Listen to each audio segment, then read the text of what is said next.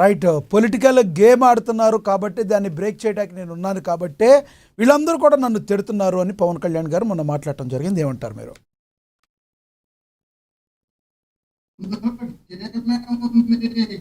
మాట్లాడడానికి అవకాశమే లేదు కదా.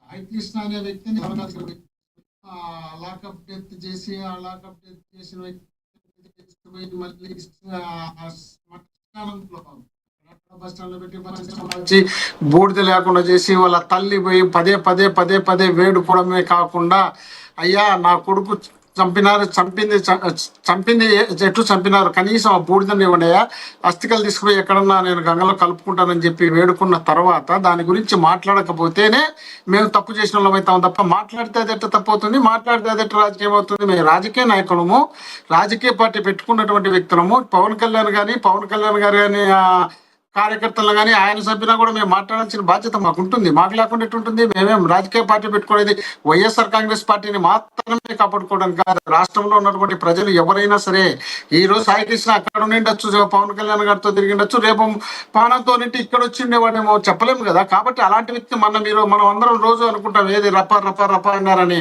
ఆ రప రప క్యాండిడేట్ ఫస్ట్ తెలుగుదేశంలో ఉన్నటువంటి క్యాండిడేట్, తెలుగుదేశం పార్టీ నుండి మొన్న అధికారంలోకి వచ్చిన తర్వాత బయటకు వచ్చి అతను వచ్చి ఆ ఫ్లెక్సీ పట్టుకొని తిరిగినాడు. అతన్ని పరిశోధన చేస్తే పూర్తి తెలుగుదేశం పార్టీ సభ్యత్వం ఉన్నటువంటి వ్యక్తిని జగన్మోహన్ రెడ్డి గారు ప్రెస్ మీట్ లోనే పెట్టి చూపించినారు. అంటే ఈ ఈ విధమైనటువంటి అభిప్రాయం ప్రజల్లో ఉంటుంది. ఆ ప్రజల్లోనూ మనం కాపాడుకోవాల్సిన బాధ్యత రాజకీయ పార్టీగా మాకు ఉంటుంది. వాళ్ళు ఇష్టం వచ్చినట్టు అధికారంలో మేము ఉన్నాం, మా ఇష్టం వచ్చింది చేస్తాం, మేము చెప్పినట్టు నడుచుకోవాలా. మీరు కులాలు మాట్లాడకూడదు, మతాలు మాట్లాడకూడదు, ప్రాంతాలు మాట్లాడకూడదు, మేము ఏమి చేసినా మీరు మాట్లాడకూడదు అనే అభిప్రాయాన్ని తీసుకురావడమే తప్పు కదా. ఇప్పుడు మాకు మేము ప్రతిరోజు కాపులను పెట్టి మాట్లాడించాలనే ఉద్దేశము, కాపులను తిట్టించాలనే ఆలోచన ఏ కోశాలే లేదు. మా పార్టీకి సంబంధించినటువంటి అధికార ప్రతినిధులుగా ఉన్నటువంటి వ్యక్తులు వాళ్ళు ప్రెస్ మీట్ పెట్టినప్పుడు ప్రతిరోజు మాట్లాడుతుంటారు. ప్రతిరోజు ప్రతి సబ్జెక్టు పైన పేర్ని నాని గారు మాట్లాడతారు. ఒక్క పవన్ కళ్యాణ్ గారి గురించే కాదు కదా, చంద్రబాబు నాయుడు గారి గురించి మాట్లాడాల్సి వచ్చినా, బీజేపీ గురించి మాట్లాడాల్సి వచ్చినా, ఎవరు మాట్లాడాల్సి వచ్చినా పార్టీలో ఒక పద్ధతిగా మాట్లాడాల్సినటువంటి వ్యక్తులు, అందుబాటులో ఉన్నటువంటి వ్యక్తులు ఖచ్చితంగా వాళ్ళు ఫాలో అప్ చేస్తారు, మాట్లాడతారు. దాన్ని కాపులు మామూలు తిట్టిస్తారు, కాపులు రెచ్చగొడతారు. కులాల గురించి మాట్లాడితే ఎట్లా బా? కులాలు మతాలు రెచ్చగొట్టినట్టు మీరు, కులాలు మతాల్లో తెలుసుకునేది మీరు, కులాలు మతాల్లో మేమే పేటెంట్ హక్కు మీరు చెప్పుకున్న వాళ్ళు మీరు. మొన్నటి వరకు అధికారంలో మేము ఉన్నప్పుడు దేవుళ్ళను గుళ్ళను మేము పడగొట్టామని చెప్పిన వాళ్ళు మీరు. లాస్ట్ కు మీరే మొత్తం రాష్ట్రంలో ఉన్నటువంటి గుళ్ళు గోపురాలు అన్ని అపచారాలు చేస్తున్నటువంటి వ్యక్తులే మీరు. మీ పార్టీకి సంబంధించిన వ్యక్తులు, తెలుగుదేశం పార్టీకి సంబంధించిన వ్యక్తులు గుళ్ళపైకి ఎక్కి శివుని విగ్రహం పాల్గొడతారు. అదేమయ్యా ఎందుకు పని చేస్తున్నారంటే పూజారికి నాకు సరిపోలేదు పాల్గొట్టినామంటారు. మీ ఇష్టం వచ్చినట్టు మీరు చేసి మీకు కావాల్సినట్టు మీరు నడుచుకున్నారు ఆ ప్రతిపక్షంలో ఉన్నప్పుడు. ఇప్పుడు అధికారంలోకి వచ్చినాక మళ్ళీ మీ ఇష్టం వచ్చినట్టు చేస్తామంటే చూస్తూ ఉండడానికి కాదు కదా. ఆ రోజంతా ఏం చెప్పారు? 30,000 మంది మహిళలు తీసుకుపోయి అక్కడో ట్రాన్స్ఫర్ చేసినారు. ఎవరు? వీళ్ళు వాలంటీర్లు అని చెప్పినటువంటి పెద్ద మనుషులు. మాకు కేంద్రం మా చెవిలో నిఘా సంస్థ వచ్చి చెప్పిందని చెప్పినారు.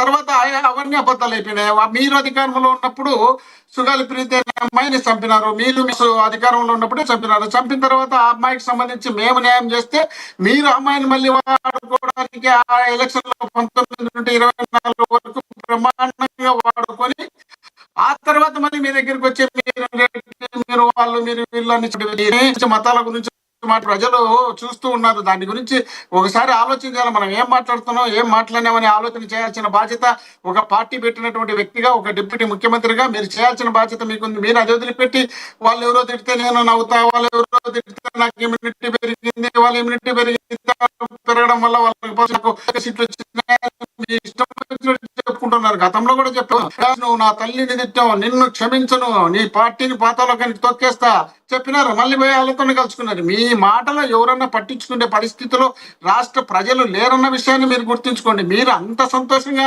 మీరు మమ్మల్ని మీరు తిట్టేటప్పుడు కనపడదు, మేము తిట్టింది మాత్రం మీకు సంతోషంగా ఉందంట. వాళ్ళు తిట్టంటే ఆనందంగా ఇమ్యూనిటీ పెంచుకుంటాడంట. పెంచుకుంటాంటారు. మీ ఇష్టం చూపిస్తారు, ఒక్కొక్కరిని నార తీస్తారు, తాట తీస్తారు, ఏళ్ళ గిర్రలు కూడా పీకుతారు, మోకాళ్ళ మీద కూర్చోబెడతారు. మీరు మాట్లాడినప్పుడు వైసీపీ ఓటమి పాలైందని మీరు నమ్ముతున్నారా? ఇప్పటికీ కూడా పవన్ కళ్యాణ్ ఇంపాక్ట్ ఏమీ లేదంటారా? ఆయన మాటలు పట్టించుకోకపోతే మీకు ఇంత తక్కువ సీట్లు ఎలా వచ్చాయి? మీరు ఎలా ఓడిపోయి ఉంటారు? అది పదే పదే పదే పదే పార్టీ మనం ఓడిపోయినప్పటి నుండి ఇప్పటి వరకు జరుగుతున్న డిస్కషన్ ఇది. రాష్ట్రంలో మేము చేసినటువంటి సంక్షేమ కార్యక్రమాలు చెప్పుకోవడంలో మేము ఫెయిల్ అయినాం. మేము చేసినటువంటి పథకాలు మేము చెప్పుకుంటామని మా నాయకుడు జగన్మోహన్ రెడ్డి గారి తర్వాత వీళ్ళేమి మేము చెయ్యని పనులన్నీ మాకు అంటగట్టారు. ఇప్పుడు డాక్టర్ సుధాకర్ అంటారు మేమేదో తీసుకుపోయి చంపినామంటారు. అతను సరే, ఇవన్నీ పక్కన పెడితే కేవలం పవన్ కళ్యాణ్ గారు ఇంకో ఆరోపణ చేశారు. వైసీపీ కాదు సార్, వైసీపీ పార్టీ సంక్షేమ పథకాలు ఇచ్చింది. సంక్షేమ పథకాలు ఒకటి ఇచ్చి మీరు చేతులు దులుపుకుంటే సరిపోద్దా? మీరు రోడ్లు ఎక్కడ వేశారు? సరైన వసతులు ఎక్కడ కల్పించారు? మౌలిక వసతులు. కాబట్టి ప్రజలకి అవి కావాలి అని చెప్పి దాని మీద కూడా కమెంట్ చేశారు. నిజంగానే మీరు రోడ్ల లైటర్లో మరి పవన్ కళ్యాణ్ గారు ఆరోపించినట్టు దానిలో వాస్తవం ఉందంటారా? విఫలమయ్యారా మీరు? మీరు నేను అందరం చూడంగా పవన్ కళ్యాణ్ గారు అక్కడ ఏదో పోయినారు అడవులకి పోయి రోడ్డు చూపించినాడు. రోడ్డు చూపించి పిల్లల్ని ఎండలో నిలబెట్టి ఫోటో తీయించినాడు. ఫోటో తీయించి నిలబడి వాళ్ళు ఇబ్బంది పడుతుంటే ఆయన బలవంతంగా ఫోటో తీయించినాడు. తీయించిన మరుసటి రోజే తీర్చి ఇట్లా పైకి పారతో తీస్తుంటే లేచిపోతుంది. ఇది లేచినటువంటి రోడ్లు. చంద్రబాబు నాయుడు గారు 14 నుండి 19 వరకు అధికారంలో ఉన్నప్పుడు కేవలం నాశనకమైనటువంటి రోడ్లు వేసి వీళ్ళకి కావాల్సినట్టు డబ్బులు దండుకొని కాబట్టి ఆ పాడైనటువంటి రోడ్లు మీరు బాగా గమనించాల్సిన అవసరం ఉంది. 3 సంవత్సరాలు అధికారంలోకి వచ్చిన సంవత్సరం తర్వాత 2 సంవత్సరాలు 3 సంవత్సరాలు రోడ్ల మీద తిరిగినటువంటి సందర్భాలు చాలా తక్కువ ఉన్నాయి. రోడ్ల మీద తిరుగుతాయంటే రోడ్లు వేస్తేనే సంవత్సరానికి 6 నెలలకు పోయేది కాదు. రోడ్లు నుండి పరకు రోడ్లు ఉంటాయి. మరి మీరు వేసినటువంటి రోడ్లు మీరు నాశనకం వేసినటువంటి రోడ్లన్నీ కొట్టుకొని పోయి వానలో అధికంగా వచ్చిన తర్వాత జగన్మోహన్ రెడ్డి గారు ముఖ్యమంత్రి అయిన తర్వాత వర్షాలు బాగా వచ్చిన తర్వాత రోడ్లు కొన్ని చోట్ల ప్యాచ్లు పడిండేది వాస్తవమే. ఆ ప్యాచ్లకు బ్రహ్మాండంగా 23,000 కోట్లు దాదాపు కేటాయించి మేము వర్కులు. సో గత వైసీపీ ప్రభుత్వ హయాంలో రోడ్లన్నీ కూడా అత్యద్భుతంగా ఉన్నాయి. ఎక్కడన్నా గుంటలు పడినా ఇమీడియట్లీ వైసీపీ పార్టీ అప్పుడున్న ప్రభుత్వం అన్ని కప్పేసింది. ప్రజలకు ఏ ఇబ్బంది లేదని మీరు బలంగా నమ్ముతున్నారు, అంతేనా?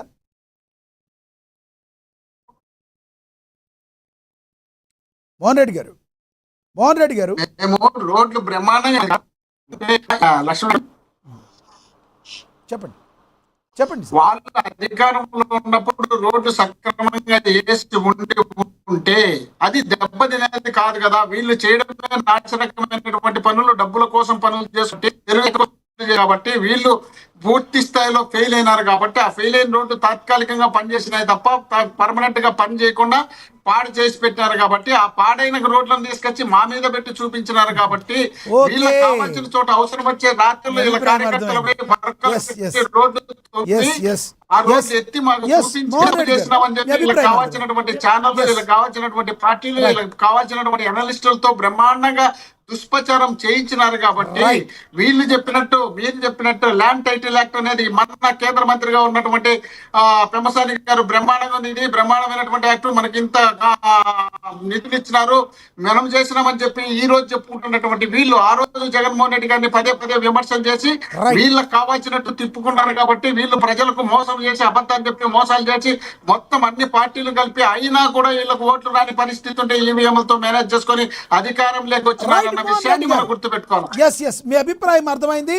2014లో రోడ్లు సరిగ్గా వేయకపోవడం వలన తర్వాత వచ్చిన మీ ప్రభుత్వంలో గుంటలు పడ్డాయని అంటున్నారు. అంతేగాని మేము వేయలేదనే మాట అయితే మీరు ఒప్పుకోలేదు. సరే, నేను మళ్ళీ మాట్లాడతాను మీతో. మనతోటి కృష్ణాంజనేయులు గారు సీనియర్ జర్నలిస్ట్ ఉన్నారు, ఒకసారి ఆయనతో మాట్లాడతాం. కృష్ణాంజనేయులు గారు నమస్తే సార్. రోడ్లు పంచాయతీ వాళ్ళిద్దరిని తెలుసుకోమన్నారు తర్వాత.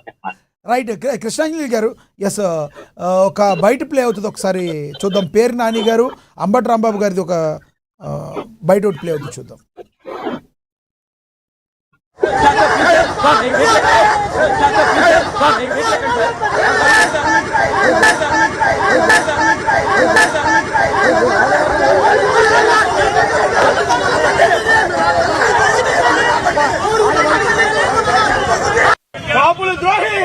కాపులు ద్రోహి